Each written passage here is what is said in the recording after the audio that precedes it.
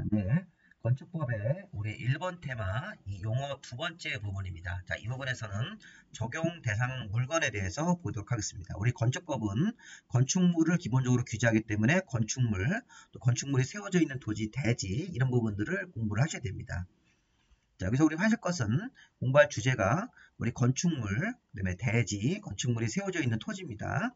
그 다음에 우리 토지 위에 공작물이라는 게 있습니다. 건축물은 건축허가라는 걸 통해서 건축허가를 받고 건축물을 건축하는 건데 이 공작물은 별도로 신고라는 걸 해야 됩니다. 대표적으로 이 공작물 그러면 광고탑 같은 거, 철탑, 기념탑 이런 것들이 공작물이니까 이 공작물이 뭔지는 뒤에 가서 보실 겁니다. 그다음에 가장 어려운 거, 이 건축물의 용도가 30개가 있습니다. 30개. 건축물의 종류라고 하죠. 자, 우리 여기서 생각해 볼 문제가 하나 있습니다. 자, 우리 토지는 용도지역이죠. 자, 우리 토지는 용도지역이라는 말 써서 국토의 계획 및 이에 관한 법률에서 우리 토지 용도를 별도로 배웠죠. 자, 토지 용도는 21종류가 있었죠. 자, 근데 우리 건축물의 용도, 토지는 용도지역 21종류가 있었고, 우리 예전에 이제 1종 전용주거지역부터 2종 전용주거지역 이런 식으로 분류해가지고 농림지역, 자연환경 보전지역까지 기억하시죠? 자, 토지는 용도지역이고, 이제 건축물의 종류는 건축물의 용도라고 그래서 1번 건물 단독주택, 2번 건물 공동주택 이렇게 하셔가지고 이 건물이 30가지가 규정되어 있습니다. 그 내용을 이제 볼 건데, 자, 이 부분이 조금 더 어렵고 시험 문제가 자주 나오는 부분이기 때문에 좀 신경 써야 됩니다. 자, 우선 이건 이제 건축물부터 보시겠습니다. 자, 우리 항상 법을 공부할 때는 건축물이 뭐냐라는 정의를 보실 줄 아셔야 됩니다. 자, 건축법상 건축물의 정의는 다음 어느 하나에 해당되면 건축법에 적용을 받는 건축물이 된다. 자, 우리 건축물의 핵심은 이겁니다. 토지 위에 정착하는 공작물 중, 토지 위에 정착하는 물건 중에서 지붕과 기둥 또는 벽이 있으면 건축물이 되는 겁니다. 자, 그래서 핵심은 지붕과 기둥만 있어도 건축물이고 지붕하고 벽만 있어도 건축물이 되는 것입니다. 건축법은 이렇게 해석하시는 거예요. 자, 건축법상 건축물이 지붕하고 기둥, 벽 세 가지 구조가 모두 있으면 당연히 건축법에 적용을 받는 건축물이고 경우에 따라서는 지붕하고 기둥만 있어도 경우에 따라서는 지붕하고 벽만 있어도 건축물이 된다는 것입니다. 자, 그리고 지붕과 기둥 또는 벽에 딸려있는 시설물, 자, 이 딸린 설물이 뭔가요? 대문이나 담장을 생각하시면 되겠습니다. 자, 우리 단독주택을 건축을 하면서 담장도 만들고 대문도 만들죠. 자, 이런 것들도 건축물 범위에 포함되는 겁니다. 자, 주의할 점은 담장입니다. 담장. 담장은 2m 이하로 건물 담장을 세우면 이게 바로 건축물에 포함되는 딸린 설물이고 2m가 넘는 담장이면 이거는 공작물로 가야 됩니다. 담장은 좀 주의 있게 보셔야 됩니다. 담장 높이가 2m 이하까지. 자, 대문에는 높이가 없습니다. 자, 대문, 담장, 특히 담장 같은 경우는 2m 이하로 높이로 담장을 축조하면 이것도 건축물에 포함이 되는 것입니다. 딸린 시설물이기 때문에. 또 지하나 고가에 설치되는, 자, 지하나 고가의 공작물에 설치되는 사무소, 공연장, 점포, 창고, 차고 이런 것들도 건축물이 되는 것입니다. 자, 우리가 지하에 설치되는 사무소나 공연장, 점포니까 지하 상가란가, 지하 공연장 이런 것들도 건축물이 될 수 있고 고가, 자, 우리 나무라든가 육교 위에 설치되는 그런 고가에 설치되는 어떤 사무소나 공연장이나 점포 같은 것들도 건축법상 건축물이 되는 것입니다. 자, 시험 문제에서는 기본적으로 지붕과 기둥 또는 벽에 딸려있는 시설물은 건축법상 건축물이 아니다 그러면 안됩니다. 이 딸린 선물도 대문하고 담장 높이가 2m 이하로만 축조하면 건축물로 인정이 되는 것입니다. 그리고 지하나 고가에 설치되는 사무소, 공연장, 점포, 창고나 차고 이런 것들도 건축법상 건축물이 되는 것입니다. 자, 결론적으로 여기 1번이나 2번이나 3번 중에 하나만 걸리면 건축법상 건축법의 규제를 받는 건축물이 되는 것입니다. 자, 근데 이제 예외가 항상 있습니다. 예외. 자, 예외는 요 뒤에 보시면 이 철도 선로부지 안에 있는 시설물들, 지정문화유산, 자, 이 문화유산이 문화재입니다. 문화재. 고속도로 통행료 징수시설. 자, 우리 고속도로에서 하이패스 지나가는 구조물은 그거 생각하시면 됩니다. 자, 고속도로 안에 설치되는 통행료 징수시설은 지붕하고 기둥 같은 구조물이 있더라도 건축법상 건축물에서 제외됩니다. 배제됩니다. 자, 핵심은 뭐냐면 이 5가지 건물들은 건축법 적용이 배제가 되는 것입니다. 자, 건축법 적용이 배제가 되면 건축법의 1조부터 건축법이 113조까지가 있는데 걔네들의 모두를 적용할 수가 없다는 것입니다. 자, 왜냐하면 건축법상 건축물이 아니기 때문에 자, 건축법에 단 한 가지 조문도 적용한 대상에서 배제가 되는 겁니다. 그렇게 해석하는 겁니다. 우리 일단 암기를 하실 때는 이 컨테이너 간이창고 고속도로 통행료 징수시설, 하천부 지안에 수문 조작실 같은 게 있는데 창고, 철문, 하 이렇게 암기합니다. 자, 건축법상 건축법에 적용이 배제되는 건물들. 자, 건축법상 건축물이 아닌 거, 형태는 지붕하고 기둥 같은 게 있더라도 자, 창고, 철문하, 창, 이 컨테이너 간이 창고입니다. 고속도로 통행료 징수시설, 철도, 선로부지, 철도 레일 부지 안에 있는 각종 시설물들, 문화재, 이게 지정문화유산, 뭐 천연기념물 같은 거, 지정문화유산, 뭐 임시정문화유산, 천연기념물 이런 것들이 다 건축법상 건축물이 될 수가 없다는 것입니다. 왜냐하면 우리가 지정문화유산 그러면 대표적으로 남대문 같은 거, 남대문은 건축법 적용을 하면 안 되죠. 우리 이건 문화재 관련 법률이 별도로 있기 때문에 이 문화재 관련 법률에 따라서 규제하는 그런 문화유산입니다. 그다음에 하천부 지안의 수문 조작실, 자 이런 것들은 건축법 적용 대상이 될 수가 없는 것입니다. 자, 우리 처음 공부하실 때는 여기 있는 것들은 외우기가 좀 어렵지만 개략적인 내용들을 좀 파악을 하시면 되겠습니다. 이렇게 보시면 철도 선로부지 안에 철도 레일이 깔려 있고 그 양쪽에 있는 토지가 선로부지인데 철도 선로부지 안에는 철도법의 적용을 받기 때문에 철도 선로부지 안에 운전보안시설 이런 것들이 이제 그 신호등 같은 것들, 보행시설, 그러니까 철도 이렇게 육교처럼 넘어가는 거, 그 다음에 급탄, 급유시설, 플랫폼은 이 플랫폼이 열차를 타는 공간인데 지붕이 덮여 있고 기둥이 있더라도 자, 이런 것들은 다 철도 선로부지 안에 있고 철도법의 적용을 받으므로 건축법 적용 대상에서 배제가 됩니다. 자, 지정문화유산, 임시지정문화유산, 천연기념물 이런 것들은 건축법 적용 대상에서 배제가 됩니다. 자, 고속도로 통행료 징수시설도 자, 우리 고속도로 관련 법이 있기 때문에 건축법 적용을 하지 않고 자, 공장 안에 이동이 용이한 컨테이너 간이 창고, 그 다음에 하천부지 안에 수문 조작실 이런 것들도 하천법의 적용을 받으므로 건축법 적용 대상에서 배제가 됩니다. 정리를 해보면 지붕과 기둥 또는 벽이 있으면 건축물이다. 자, 그렇지만 요 창고, 철문, 하라는 5가지 건물들은 지붕하고 기둥 같은 구조물이 되어 있더라도 건축법 적용 대상에서 배제됩니다. 그래서 건축법에 단 한 조도 적용할 수가 없습니다. 자, 그다음 건축법상 대지. 자, 건축법상 대지란 공간정보 구축 관리에 관한 법률에 따라서 각 필지로 나눈 토지가 대지니까 자, 건축법상 대지는 건축물이 지어지는 토지인데 이 대지의 범위를 정하는 게 핵심입니다. 자, 어디까지가 대지냐 이렇게 우리 대지의 범위를 정할 때 1필지를 하나의 대지로 보는 게 원칙입니다. 그리고 이제 공간정보 구축 관리에 관한 법률에 따라서 각 필지별로 구획이 되어 있으면 그 한 필지를 하나의 대지로 보는 게 원칙인데 다음의 경우는 그러하지 않는 예외가 있습니다. 자, 2개 이상 필지를 이렇게 2필지 이상, 뭐 2필지나 3필지를 합쳐서 하나의 대지로 인정하는 경우가 있고 또 하나 이상의 필지 일부, 이렇게 필지의 일부만 가지고도 하나의 대지로 할 수 있는 예외가 있습니다. 그 예외가 몇 가지가 있는데 이런 것들은 우리가 이제 이순환 때 공부하시면 되겠습니다. 자, 시험 문제에서는 건축법상 대지는 1필지 1대지를 원칙으로 하되 2개 이상 필지를 하나의 대지로 할 수는 있지만 하나 이상 필지 일부만 가지고 하나의 대지로 할 수는 없다 그러시면 안 됩니다. 여기 1번 케이스도 인정할 수 있고 2번 케이스도 인정할 수 있기 때문에 예외적으로 대지의 범위를 이렇게 잡을 수 있다는 것입니다. 2개 이상 필지니까 뭐 3필지를 이렇게 하나의 대지로 이렇게 묶어서 처리하는 경우도 있고 그 다음에 하나 이상 필지 일부, 이렇게 필지가 있으면 그 필지 일부만 가지고도 한 필지 전체를 대지로 하지 않고 필지의 일부만 가지고도 하나의 대지로 인정할 수 있는 법적인 예외가 있다는 것입니다. 자, 그러면 신고 대상 공작물. 자, 요거 좀 잘 보셔야 됩니다. 시험 문제에서 많이 나오는 건데, 자, 다음에 공작물을 축조하는 경우에는, 자, 일반적으로 우리가 건축물은 건축이란 말 쓰는데, 자, 공작물은 건축물이 아니기 때문에 축조란 말 씁니다. 이런 것들. 담장 2m가 넘는 것들, 광고탑이라든가 광고판, 뭐 4m를 넘는 것들, 굴뚝이라든가 운동용 철탑 같은 것들, 이런 것들, 고가수조, 이게 물탱크입니다.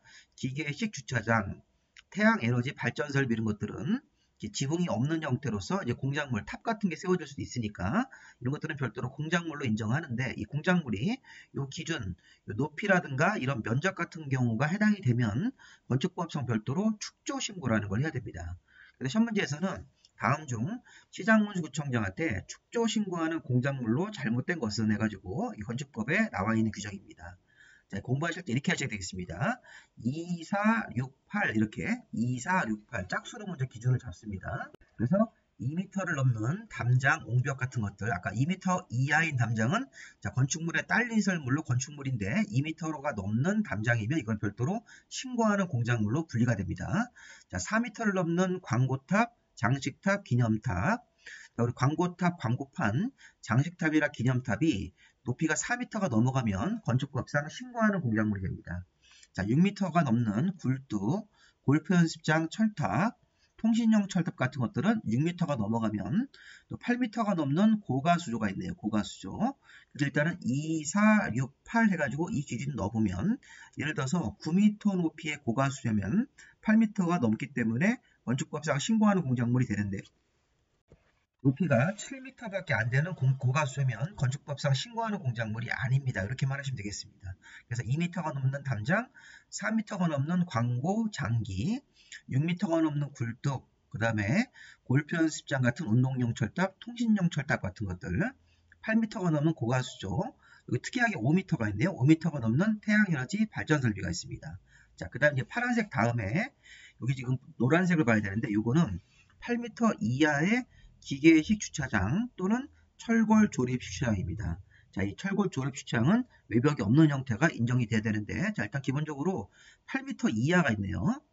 자, 요게 지금 파란색으로 써 있는 것들, 푸른색 부분은 넘어야지만, 자, 건축법상 신고하는 공작물이 되는데, 기계식 주차장 같은 경우, 철골 조립 주차장 같은 경우는 8m 이하일 때가 건축법상 신고하는 공작물이 되고, 8m가 넘어가면 얘네들은 주차장법으로 가서 별도의 관리를 받습니다. 그래서 우리가 이거 지금 넘는 것을 먼저 좀 보고 8m 이하 부분은 좀 별도로 봐야 됩니다. 자, 그래서 2m가 넘는 담장, 4m가 넘는 광고, 장기 이렇게 앞글자를 따서 한번 외워볼게요. 4m가 넘는 광고, 장기 이렇게 6m가 넘는 굴뚝 아래에 골통이 있다. 이렇게 골프 연습장 같은 운동용 철탑이니까 이 골자를 따고 통신용 철탑에 통자를 따서 6m 넘는 굴뚝 아래 골통이 있다. 그 다음에 8m가 넘는 고가수조는 별도로 외우시고 5m 넘는 태양에너지 발전설비 이렇게 자, 이런 식으로 먼저 이렇게 해서 2, 4, 6, 8, 5를 해서 해당되는 공작물을 좀 찾아주시고 그 다음에 여기 8m 이하의 기계주차장 요거는 기준 자체가 반대로 이하일 때 건축법 적용 대상이 된다. 자, 그리고 요 지하대표는 왜 분홍색이냐면 요거는 넘는 건 맞는데 이건 면적입니다. 면적. 지하대표 같은 것들은 높이로 재지 않고 면적으로 자, 지하대표도 공작물인데 지하대표의 바닥 면적의 합계가 30제곱미터가 넘어가면 신고하는 공작물이 됩니다. 그 밖에 제조, 저장시설, 유인설, 놀이기구 같은 거죠. 이런 것들은 별도 어떤 기준 없이 건축법상 신고하는 공작물이 되는 것입니다. 자, 이 부분 좀 어렵죠. 내용이 많아가지고 일단은 2, 4, 6, 8, 5 해가지고 넘는 것들 2m가 넘는 담장, 4m 넘는 광고, 장기 그 다음에 6m가 넘는 굴뚝 아래 골통이 있다. 8m 넘는 고가수조, 5m 넘는 태양에너지 발전설비 이렇게 하신 다음에 그 다음에 8m 이하의 기계식 주차장, 8m 이하의 철골 조립 주차장, 그리고 지하대표는 별도로 면적으로 30제곱미터가 넘어가면 건축법상 신고하는 공작물이 되는 것입니다. 자, 나중에 한번 다시 한번 보시고 또 기출문제 같은 건 이제 올라가시면 한번 비교해서 문제를 풀어보도록 할 겁니다. 자, 마지막으로 건축물의 용도. 자, 우리 건축물의 용도를 보고 용도 변경 우리 다음 강의에서 볼 겁니다. 자, 건축물의 용도는 30가지가 있습니다. 자, 우리 토지의 용도 지역은 토지는 분류할 때 21가지로 분류하고 건축물의 용도는 30개인데 여기 한번 보세요. 단독주택이라는 법이 있습니다. 자, 이렇게 주택인데 등기가 하나짜리들, 공동주택, 이 아파트, 연립 다세대 같은 공동주택은 이렇게 구분 소유권을 가지고 구분 등기가 되어 있는 건물들. 자, 일종 근린생활설 상가업종인데 일상생활의 필수적인 서비스 업종들. 일상생활을 할 때 우리가 소매점, 휴게음식점, 이용은 미용은 필수적으로 있어야 되는 것들이고 이종 근린생활설은 필수는 아닌데 있으면 도움이 되는 서비스 업종들, 뭐 공연장, 뭐 동물병원 이런 것들, 여기서 볼링장, 당구장 이런 것들이 대표적으로 이종 근린생활설입니다. 이런 식으로 해서 이게 문화, 및 집회, 종교 이렇게 해가지고 건축물의 용도가 30가지가 뒤에 나올 겁니다. 자, 중요한 거는 다시 앞으로 오셔가지고 1번 단독주택 용도, 그 다음에 2번에 공동주택 용도, 3번에 일종 근린생활설에 해당하는 용도에 들어가 있는 건물들, 4번에 이종 근린생활설에 이란 용도 안에 들어가 있는 건물들 요거를 좀 잘 봐야 됩니다. 자, 딱 봐도 어렵죠. 내용이 많아서 어렵습니다. 제가 좀 설명을 좀 이렇게 스토리 있게 해볼 테니까 한번 잘 들어보십시오. 자, 일단 단독주택이라는, 보십시오. 단독주택이라는 요 네모 안의 용도 안에는, 자, 일단 기본적으로 단독주택이 들어가 있고, 등기 하나짜리 단독주택, 주택 하나에 한 세대가 거주하는 단독도 있지만, 다중주택이나 다가구 같은 것들이 있는데, 이게 보면 건물 안에 여러 세대가 사는데, 이게 구분기가 안 돼 있기 때문에 단독주택이 된 것입니다. 그래서 우리가 지금 보시면, 자, 단독주택, 다중, 다가구, 공간, 뭐 도지사 공간 이런 것들은 등기가 구분기가 안 돼 있는 건물이므로 단독주택이라는 용도에 들어가는데, 자, 문제는 여기 보세요. 다중주택이 뭡니까? 다중주택이 학생이나 뭐 어떤 직장인들이 장기간 거주하면서 독립된 주거 형태가 아니라는 게 뭐냐면 개별 취사가 되면 안 됩니다.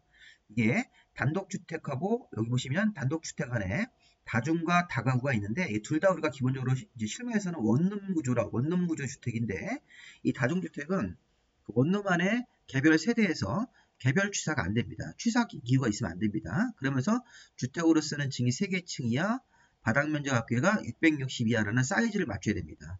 자, 반면에 다가구 주택은 주택으로 쓰는 층이 3개 이하고 660 이하니까 이게 다중주택과 이 사이즈는 동일한데, 자, 이건 개별 취사가 가능한 그런 원룸 구조가 다가구 주택으로 분류하면 됩니다. 자, 예를 들어서 보십시오.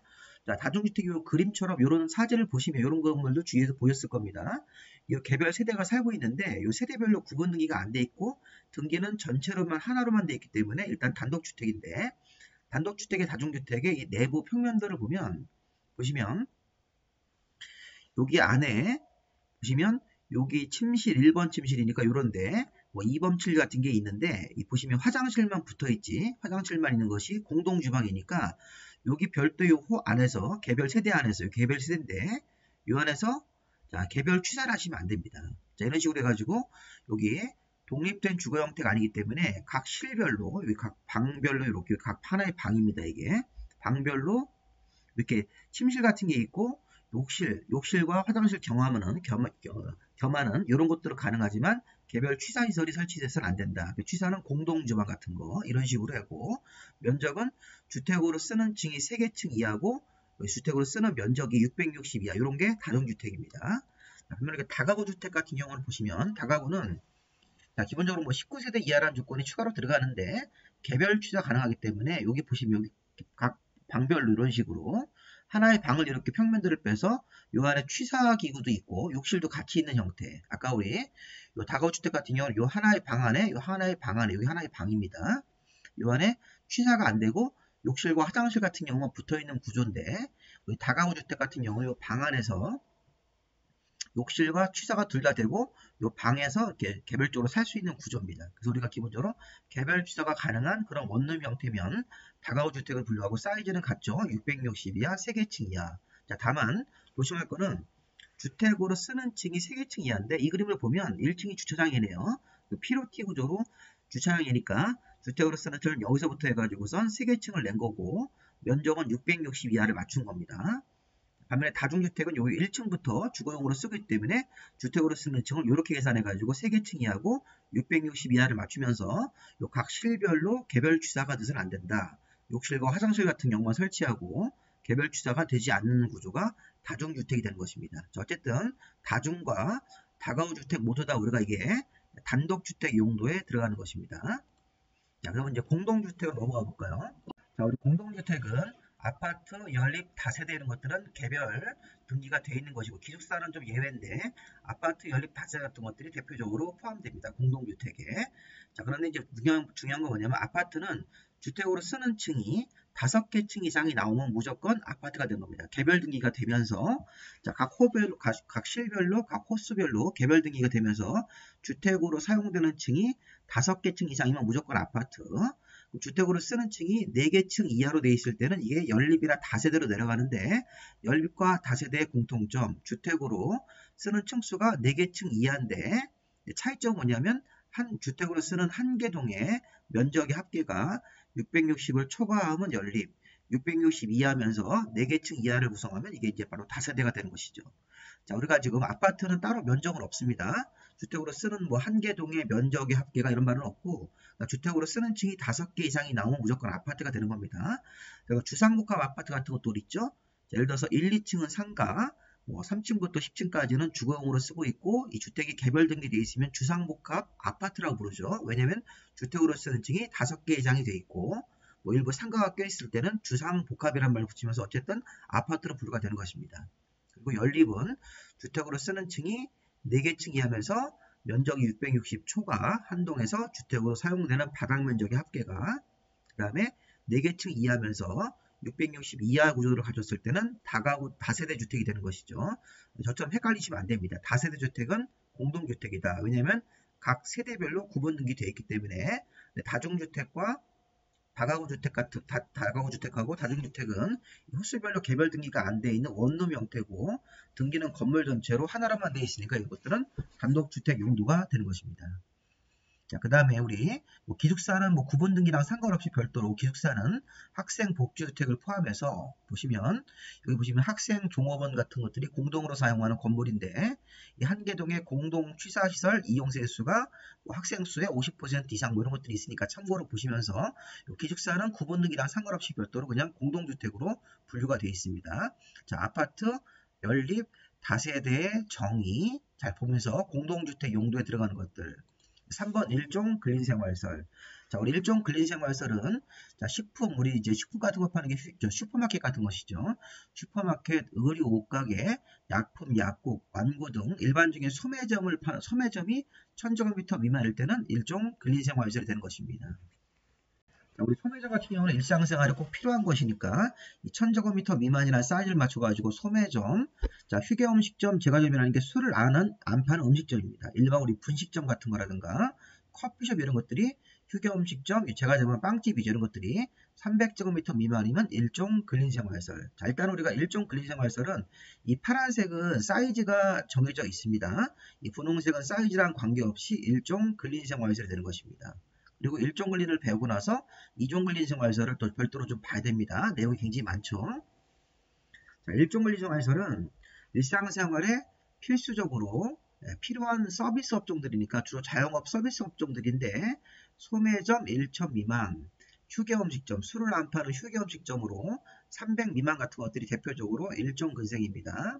그 다음에 애들 이제 태권도 배우는 체육도장하고 탁구장 같은 것들이 500 미만이면 주거생활에 필수로 봅니다. 일종근생.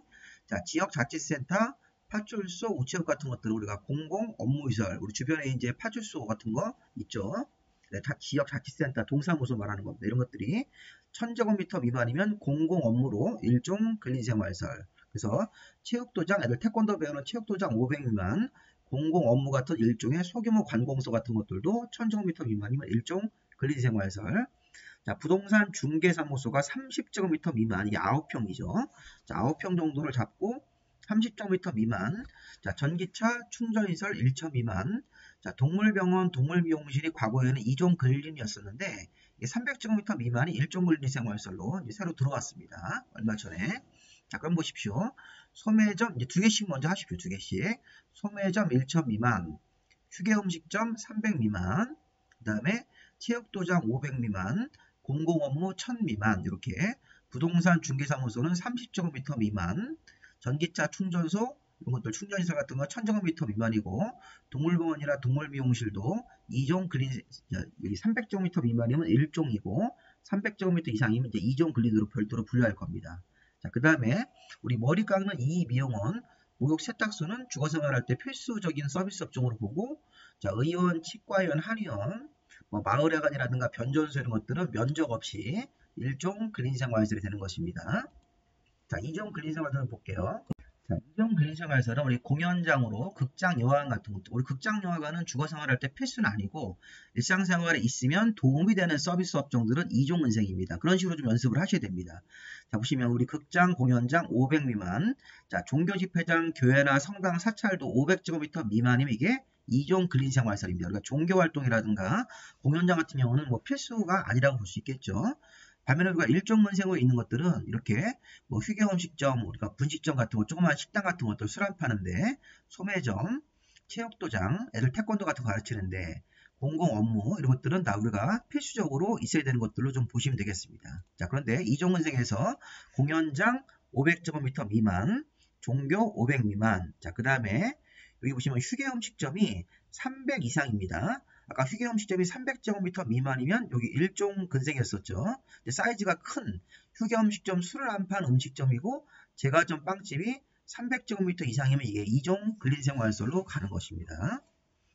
자, 그리고 동물병원, 동물미용실도 아까 1종 근린생활설이 300 미만이니까 300 이상이면 2종 근린이 되겠죠. 그래서 휴게음식점하고 동물병원, 동물미용실 같은 경우는 사이즈가 크면 1종이 아니라 2종으로 가는 것을 1종과 연계해서 보시기 바랍니다. 자, 그 다음에 테니스장, 체력단련장이 헬스장이죠. 볼링, 당구, 골프 연습장은 500 미만이면 이게 2종 근생이 되는 것입니다. 아까 우리 여기 보시면 탁구장이나 체육도장 500 미만이면 1종인데 그거 말고 테니스장, 체력단련장, 볼링, 당구, 골프 연습장은 주거생활할 때 필수는 아니기 때문에 이거는 2종 근생으로 분류합니다. 자, 부동산 중개사무소나 금융업소가 아까 30 미만이면 1종이고 자, 30제곱미터 이상 500제곱미터 미만이면 이게 또 2종 근린으로 가는 겁니다. 자, 부동산 중개사무소 잘 기억하셔야 됩니다. 부동산 중개사무소를 면적을 20제곱미터로 내면 1종 근린생활설로 내는 겁니다. 부동산 중개사무소가 50제곱미터로 내면 30 이상 500 미만이기 때문에 2종 근린생활설로 우리가 분류되는 것이죠. 자, 다중생활설 이게 고시원입니다. 고시원. 고시원 업종이 500제곱미터 미만이면 2종 근생이고 단란주점 150제곱미터 미만 요즘에 이제 쿠팡 같은 데서 물건을 많이 시키고 그 물건을 배송하는 이런 주문 배송설 같은 경우도 500 미만이면 2종 근생으로 새로 들어왔습니다. 자, 그 밖에 이제 우리가 일반 음식점, 독서실, 기원, 안마실수, 노래연습장은 면적 없이 다 2종 근린생활설이 된 것입니다. 참고로 우리가 일반 음식점은 음식과 술을 같이 서비스해주는 곳이 일반 음식점이 되는 것입니다. 휴게음식점은 음식만 파는 곳이고 일반 음식점은 면적과 관계없이 2종 근린생활설인데 술과 음식을 같이 파는 곳이라고 보시면 되겠습니다. 독서실, 기원, 안마실수, 우리 맹인들이 안마해주는 곳, 안마받는 곳입니다. 자, 노래연습장 같은 경우는 면적 없이 2종 근린생활설이 된 것입니다. 자, 어렵습니다. 어렵고 이거 외우는 방법은 없습니다. 학원별 선생님들이 뭐 여러 가지 뭐 이렇게 하는데 잘 암기가 안 되고 이렇게 자주 보시는 수밖에 없습니다. 그 밖에 우리 5번 정도가 문화 및 집회, 공연장, 집회장 같은 것들. 아까 우리 공연장이 500 이상이면 아까 우리 공연장 같은 경우 극장이 500 미만이면 이게 2종 근생이었었고 500 이상이면 이게 5번 정도인 문화 및 집회로 분류가 되고 자, 예식장 같은 집회장, 박물관 같은 전시장, 동식물원 이런 것들은 면적에 관계없이 5번 정도인 문화 및 집회시설입니다. 자, 우리 종교시설 같은 경우 종교시설, 종교집회장이 아까 우리 500 미만이면 2종 근생인데 500 이상이면 이게 종교시설로 별도로 분류가 되는 거니까 아까 우리 공연장하고 이 종교집회장이 사이즈가 이제 500 이상으로 이렇게 분류가 되면 5번 정도인 문화 및 집회로 들어가는 거고 종교시설로 들어가는 것입니다. 이렇게 좀 어렵습니다. 이런 부분들이. 자, 7번 정도는 판매시설입니다. 판매시설은 도매시장, 소매시장 같이 뭐 농산물 시장 같은 데가 있고 소매시장 대규모 점포가 우리 이마트 같은 거 생각하시면 되겠습니다. 운수, 여객 터미널, 철도, 공항 같은 것들이 있죠. 우리 저 김포공항 같은 것들. 또 운수시설이면 강남 고속버스 터미널 이런 것들이 운수시설입니다. 자, 그 다음에 의료시설, 우리 종합병원 이렇게. 자, 참고로 우리가 의원은 뭐였습니까? 의원. 자, 의원은 일종 근린생활시설. 우리 개인 의사가 이제 혼자 경영하는 의원 같은 경우는 일종 근린생활시설이죠. 여기 잠깐 일종 근린으로 넘어오시면 여기 의원 같은 거, 치과의원, 한의원 같이 이렇게 의원, 조사하는 산후조리, 산후조리 시험 문제 한번 나왔었습니다. 자, 그러면 여기 의원, 치과의원, 한의원 같은 의원급하고 자, 애기라는 거 도와주는 조사는 산후조리원은 일종 근린생활시설. 우리 병원 같은 경우는 9번 용도인 의료시설이 되겠죠. 여기 진료 과목 여러 개 있는 병원 같은 것들은 병원, 격리병원은 9번의 의료시설이 되는 것입니다. 자, 우리 교육시설 대표적으로 학교 같은 거 있고 여기 뭐 학원, 여기 뭐 도서관 같은 것도 대표적으로 있으니까 보시면 되겠습니다. 자, 학교, 무슨 뭐 교육원, 도서관 이런 것들은 다 교육 연구시설. 자, 11번의 노유자시설, 노인들하고 아동 관련 시설들, 수련시설 같은 것들 우리가 이제 청소년 수련시설 같은 경우가 있습니다. 자, 운동시설 같은 것들 별도로 이렇게 있고 14번에 이 업무시설 잘 보세요. 업무시설이 공공업무시설이 있고 일반 업무가 있는데 자, 일반 업무 여기 오피스텔이 들어갑니다. 그래서 이게 오피스텔 같은 경우는 우리 건축법상 업무시설로 분류가 되는 것입니다. 자, 그 밖에 우리 숙박시설 여러 가지 일반 숙박시설, 우리 모텔 같은 것들도 있고 관광 숙박 같은 호텔 같은 것도 있고 자, 다중생활시설이 이게 고시원인데 고시원이 아까 500 미만이면 2종 근생이고 이종근린생활설이 아닌 500 이상짜리는 이게 숙박시설로 분류되는 다중생활설 고시원이 되는 것입니다. 이 다중생활설 고시원으로 분류합니다. 자, 위락설, 우리 술 먹고 노는 데가 많죠? 단란주점, 뭐 유흥주점, 그 다음에 여기 무도장, 뭐 무도학원 이런 것들은 위락설입니다. 그 밖에 우리 17번의 공장, 18번 정도 창고, 19번 정도 위험물 저장시설, 주유소 같은 것들, 자동차 관련 시설, 주차장, 세차장 같은 것들이 있는데 외우는 건 아닙니다. 눈으로 그냥 보세요. 자, 동식물 관련 시설, 축사라든가 도축장, 도계장 같은 것들, 자원순환 관련 시설, 고물상 같은 것들로 들어가 있네요. 자, 23번의 교정시설, 그 다음에 교정설이면 여기 우리 교도소 같은 거라든가 구치소를 말하는 거고, 국방설 같은 경우는 23-1이기 때문에 이거 별도로 이렇게 번호를, 자, 과거에는 교정군사가 합쳤다가 이제 개정돼가지고 분리가 돼서 그렇습니다. 군부대 같은 것들은 국방 군사시설이 되겠죠. 자, 방송 통신시설, 그 다음에 발전시설, 묘지 관련시설, 조심하셔야 됩니다. 마지막에 이 묘지 관련시설에 사람이 돌아가시면 우리 화장 같은 거 하죠. 봉안당이라는 게 납골당입니다. 자연장 같은 것도 있죠. 우리 동물도 요즘 이제 화장하는 시설이기 때문에 동물 화장시설 같은 것들은 다 이게 묘지 관련시설입니다. 그러니까 조심할 거는 이게 장례시설하고 혼동하시면 안 됩니다. 장례시설은 장례를 치르는 장례식장이기 때문에 장례시설에서 장례를 치르고 나서 우리가 묘지 관련시설로 가는 것입니다. 26번으로. 항상 우리가 이제 장례식장 같은 것들은 장례시설이고, 장례식 끝난 다음에 우리 발인 끝난 다음에 이제 가는 데가 화장, 봉안당, 묘지, 자연장지 이런 것들이 다 묘지 관련시설로 분류가 되기 때문에 만약에 장례식장은 26번 용도인 묘지 관련시설이다 이렇게 하시면 안 됩니다. 자, 우리 관광휴게시설은 야외음악당, 야외극장 같은 우리 문화시설인데 야외에 있는 것들하고 고속도로 휴게소 같은 것들이 관광휴게시설입니다. 자, 29번에 야영장시설이 별도로 있으니까 사이즈가 뭐 300 미만짜리가 있는데 참고로 그냥 보시면 되겠습니다.